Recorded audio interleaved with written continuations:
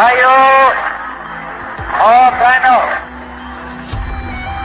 پاکستان حاصل کرنے کے لیے ہم نے بہت قربانی کی ہے۔ اللہ تعالیٰ نے ہمیں السلام علیکم، میں ہوں رانا عدنان شبیر خان اور آپ دیکھ رہے ہیں نوائے فکر۔ ہم 9 مئی پر جو پروگرام کر رہے ہیں اس کا آج تیسرا اور آخری ایپیسوڈ ہے۔ خواتین و حضرات، 9 مئی کو جو ہوا ہم سب نے دیکھا۔ عمران خان نے اقتدار کے لالچ میں عوام کو اپنی ہی فوج کے سامنے، اپنے ہی محافظوں کے سامنے لا کھڑا کیا۔ 1.5 سال جو اس نے نفرت پھیلائی، اس کا مقصد صرف اور صرف اقتدار کا حصول تھا اور آج بھی ہے۔ مجھے لگتا تھا کہ وہاں یہ وہم ہو گیا ہے، ان کو یہ ہو جاتا ہے کہ جی ہم اتنے طاقتور ہو گئے ہیں کہ ریاست کے باقی جتنے ادارے ہیں یہ اب ہماری اتنی بھرپور اکثریت ہو چکی ہے کہ اب یہ بے بس ہیں، ہم جس دن کال دیں گے اس دن سب کچھ سرنڈر کا ہو جائے گا۔ پاکستان تحریک انصاف کے اس ایکشن کے بعد ایک ری ایکشن بھی آیا۔ بہت بڑے لیول پر کریک ڈاؤن ہوا۔ پاکستان تحریک انصاف کی ٹاپ لیڈرشپ گرفتار ہوئی۔ کچھ بھاگ گئے مگر پھر پکڑے بھی گئے اور کچھ ابھی تک روپوش ہیں۔ فوج کے پاس ناقابل تردید شواہد ہیں ان لوگوں کے جو انوالو ہیں اس تمام تماشے میں۔ جو کام دشمن پچھلے 76 سال سے نہ کر سکا وہ 9 مئی کو ان مٹھی بھر شرپسندوں اور ان کے سہولت کاروں نے کر دکھایا۔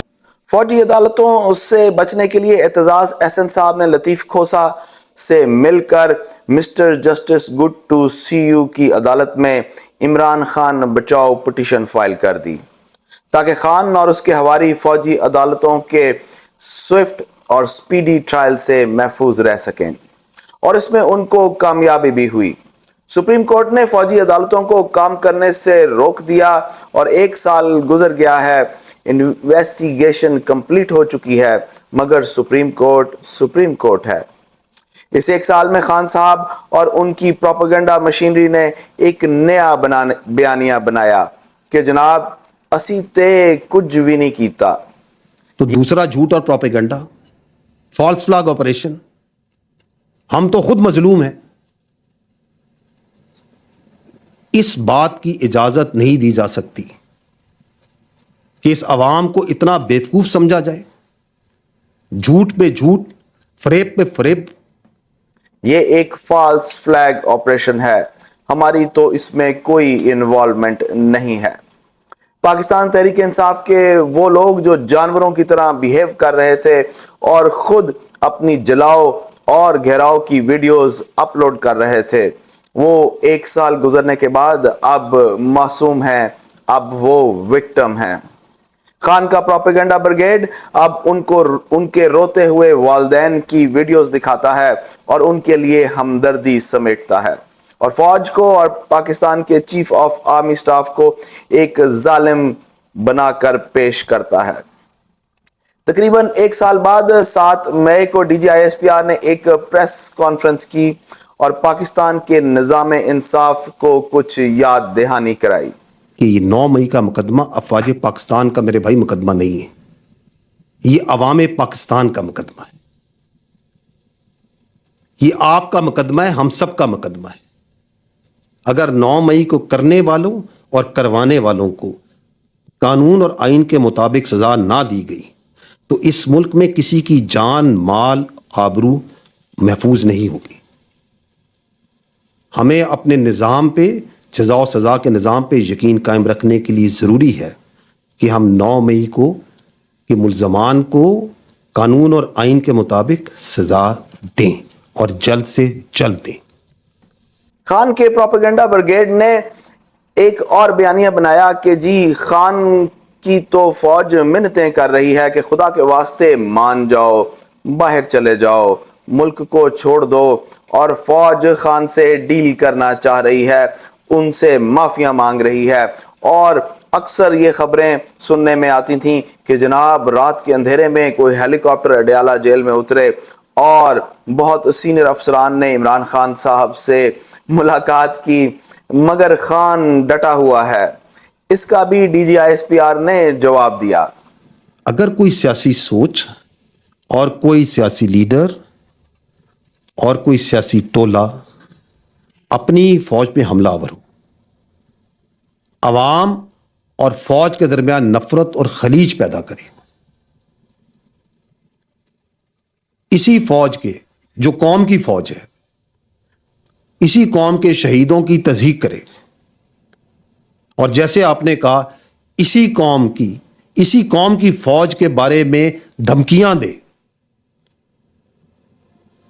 پروپیگنڈا کرے، تو اس سے کوئی بات چیت نہیں کرے گا۔ خان صاحب کی بہنیں یعنی میر جعفر کی بہنیں 9 مئی کو جناح ہاؤس میں مقیم ایک لیفٹیننٹ جنرل کے گھر کے جلاؤ گھراؤ اور شہیدوں کی نشانیوں کی تباہی کے بارے میں کیا پوائنٹ آف ویو رکھتی ہیں، آئیے انہی سے سنتے ہیں۔ کہ انہوں نے کہا کہ جی ملٹری تنصیبات کے اوپر توڑ پھوڑ ہوئی۔ میں تب سے پوچھ رہی ہوں کہ ملٹری تنصیبات کی کیا حیثیت ہے؟ اینٹیں، پتھر، بیکار جہاز آؤٹ ڈیٹڈ، جن کے پیچھے یہ انسانوں کی 25 لوگوں کو شہید کیا۔ چلتے ہیں احمد کے پاس اور ان سے پوچھتے ہیں کہ کیا سویلین لوگ فخر، پرائیڈ، آنر، ڈگنیٹی جیسے الفاظ کی کوئی اہمیت یا سمجھ رکھتے ہیں؟ کیا چادر اور چار دیواری صرف اور صرف سویلین لوگوں کی ہے، خاص طور پہ صرف پاکستان تحریک انصاف کے لوگوں کی ہے؟ دشمن بھی ایک دوسرے کے شہیدوں کا احترام کرتے ہیں۔ جی احمد۔ جی السلام علیکم رانا صاحب۔ رانا صاحب، جو آپ کی طرف سے سوال ہیں اور یہ جو پی ٹی آئی کا بیانیہ کہہ لیں یا پی ٹی آئی کی خواتین کی طرف سے یہ جو بیانیہ ہے، اس میں کوئی لاجک نہیں ہے۔ مطلب ہے کہ یہ کہا جائے کہ مطلب یہ جو بھی پوائنٹس بولے گئے ہیں، اگر آپ کسی بھی سمجھدار آدمی کو کہیں کہ اس کے اوپر تجزیہ کرے تو وہ اوائڈ کرے گا اس سے تجزیہ کرنے سے۔ وہ کیوں اوائڈ کرے گا؟ وہ اس لیے اوائڈ کرے گا کہ کوئی بھی سمجھدار آدمی ایسی بات نہیں کر سکتا۔ تو اب کہہ لیں کہ کیا وجوہات ہیں اس طرح کی باتیں کرنے کے حوالے سے، کہ وہ کہہ لیں کہ اینٹ پتھر ہے دوبارہ بنا دیں گے، تو وہ تو مینار پاکستان بھی ہے، مزار حضرت قائد اعظم محمد علی جناح کا مزار بھی ہے۔ اس سے زیادہ ہم اوپر نہیں جاتے مقدس ہستیوں کے بارے میں، باقی چیزوں کے بارے میں جو انہوں نے پھر باتیں کی۔ اور میں یہ عرض کروں، ایک چھوٹا سا پوائنٹ میں اس پہ ایڈ کرتا چلوں کہ لوگوں کو شاید اندازہ ہے کہ نہیں، کہ مکہ شریف اور مدینہ شریف کی جب ہم بات کرتے ہیں تو وہاں پہ ہماری زیادہ تر لیبر کلاس جاتی ہے جو پڑھی لکھی نہیں ہوتی، تو وہ نارملی وہاں پہ چیزوں کو فالو کرتے ہیں اور فالو ہی کرنا چاہیے۔ اب وہاں پہ وہ پھر اپنے سیاسی عزائم دکھانا شروع کر دیں اور ایسی عجیب، وہ مناسب نہیں۔ اپنی پولیٹیکل افیلیشن دعا کریں، اب دعا ہوتی ہے، لیکن یہ باقی چیزیں کرنا اور پھر ڈسکشن کو اس حد تک لے جانا یہ بھی مناسب نہیں۔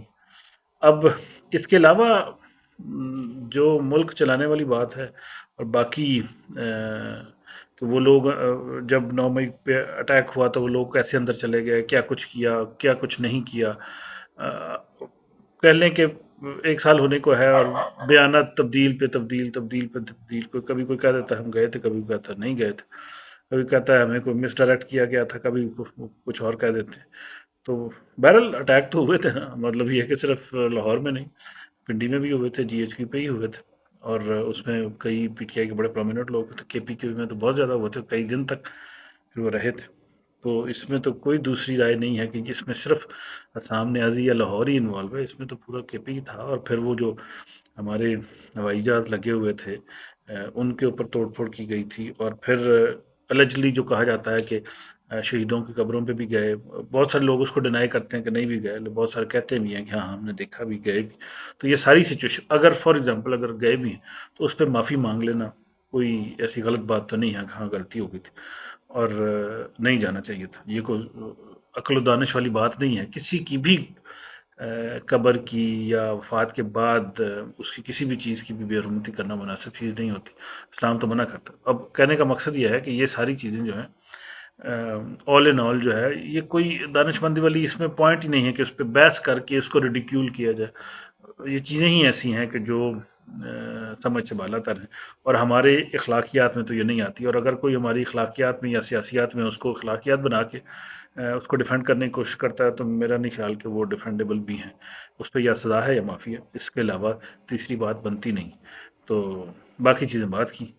تو یہ تو میرا جو ہے انیشل ریئیکشن ہے ان جو محترمہ ہیں ان کے بیانات کے حوالے سے جو کہ بالکل بھی غیر مناسب رویہ. جی رانا صاحب. خواتین و حضرات, I am trying to understand how the minds of the followers of Pakistan Tehreek-e-Insaf functions and work. Because their minds are blocked. Information doesn't go through. جب آپ ان کو فیکٹس بتلاتے ہیں, ثبوت دیتے ہیں, ان کو خود صاف نظر آ رہا ہوتا ہے کہ خان جھوٹا آدمی ہے, وہ بار بار جھوٹ بول رہا ہے, بار بار اپنی بات سے مکر رہا ہے, بار بار بیانیے تبدیل کر رہا ہے, مگر وہ اس کو ماننے کے لیے تیار نہیں ہیں. یہ کیسا سینس آف ڈینائل ہے کہ ان کا مرشد ملک دشمنی پر اترا ہوا ہے مگر وہ اسے پھر بھی صحیح قرار دیتے ہیں. ان بت پرستوں, شخصیت پرستوں اور قبر پرستوں کے بارے میں جارج برنارڈ شاہ کی ایک فیمس سیئنگ ہے, Never wrestle with pigs. You both get dirty and the pigs like it. میں آپ سے اجازت لوں گا. اللہ آپ سب کو آسانیاں نصیب فرمائے اور آسانیاں تقسیم کرنا نصیب فرمائے. السلام علیکم.